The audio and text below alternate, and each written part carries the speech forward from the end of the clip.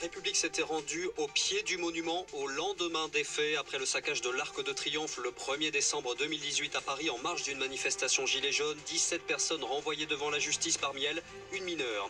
Dans l'affaire des passeports diplomatiques et de service utilisés par Alexandre Benalla, demande d'un procès en correctionnel pour l'ancien chargé de mission à l'Elysée.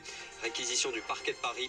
Alexandre Benalla parle sur Twitter d'une erreur mais dénonce une instrumentalisation de l'institution judiciaire. Le préfet du Rhône prend acte et promet un ajustement avant mardi prochain. La justice administrative lui demande de prendre un nouvel arrêté sur le port généralisé du masque à Lyon ainsi qu'à Villeurbanne. Il devra exclure les lieux sans forte densité de population ou non propices à la diffusion du nouveau coronavirus. Selon l'Organisation mondiale de la santé, pas de vaccination généralisée contre le Covid-19 à attendre avant le milieu d'année prochaine. Déclaration d'une porte-parole de l'OMS à Genève. La Russie appelée à communiquer totalement sur son programme Novichok auprès de l'Organisation pour l'interdiction des armes chimiques. Demande du secrétaire général de l'OTAN à l'issue d'une réunion de l'Alliance consacrée à l'affaire Alexei Navalny.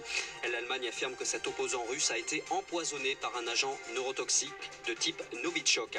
Direction Lavore dans le Tarn pour les coureurs du Tour de France. Ils sont à moins de 20 km de l'arrivée. Enfin, l'US Open de tennis. 2 Françaises sur les cours aujourd'hui. Caroline Garcia opposée à l'américaine Jennifer Brady à partir de 18h30. À 20h, Adrian Manarino affronte l'Allemand Alexander Zverev. France Info.